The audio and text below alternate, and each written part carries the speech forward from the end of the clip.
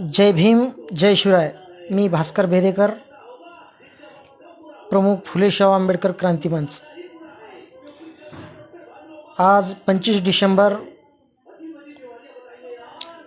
म्हणजेच 25 डिसेंबर 1927 रोजी महामानव डॉक्टर बाबासाहेब आंबेडकर यांनी रायगडाच्या पायथ्याशी महाड येथे मनुस्मृती हे पुस्तक जाळलं.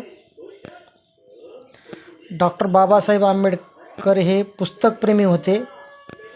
डॉक्टर बाबासाहेब एवढे विद्वान होते की त्यांना जगात प्रगतशील देश अमेरिका त्याला सिम्बॉल ऑफ नॉलेज म्हणते आणि जगातल्या 100 विद्वानामध्ये डॉक्टर बाबासाहेब आंबेडकर हे नंबर 1 चे विद्वान आहेत असं कोलंबिया विद्यापीठाने असं घोषित केलेले आहे. एवढे बाबासाहेब पुस्तकावर प्रेम करणारे होते. विशेष म्हणजे डॉक्टर बाबासाहेब आंबेडकरांनी पुस्तक सुरक्षित राहावे यासाठी डॉक्टर बाबासाहेब आंबेडकरांनी पुस्तकासाठी घर बांधले होते. एवढं बाबासाहेबांचं पुस्तकावर प्रेम होतं. तरी पण बाबासाहेबांनी एक पुस्तक जाळलं. का जाळलं? कारण की त्यामध्ये येथील बहुजनाला, शूद्र समजल्या जाणाऱ्या समाजाला नीचपणाची, खालच्या थराची वागणूक दिली जात होती. ते माणूस म्हणून जगण्याचा त्या व्यक्तीला अधिकार नव्हता. कुत्रे मांजरे या ठिकाणी तलावातील पाणी पित होते, परंतु या माणूस म्हणून येथील शूद्रांना पाणी पिण्याची सुद्धा मुभा नव्हती. आणि येथील महिलांना तर उपभोगाची वस्तू म्हणून, चूल आणि मूल म्हणून तिला कुठलं स्वातंत्र्य नव्हतं. फक्त तिला घरातच राहावं लागायचं. त्या महिलेला सुद्धा या ठिकाणी अपमान छळ करायला लागायचा. तिला कुठलंच स्वातंत्र्य नव्हतं. म्हणून ही मनुस्मृती, या मनुस्मृतीने लिहिलेले पुस्तक हे येथील महिलांना व शूद्रांना, बहुजनांना,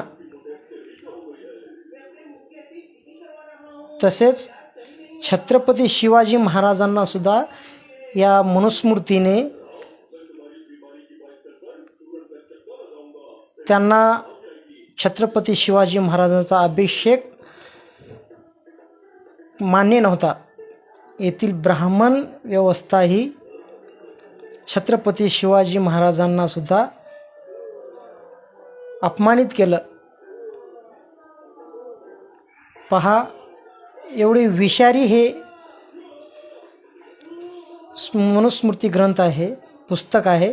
ते पुस्तक हे आजच्या दिवशी डॉक्टर बाबासाहेब आंबेडकरांनी महाड येथील रायगडाच्या पायथ्याशी जाळून त्या पुस्तकाचं दहन केलं.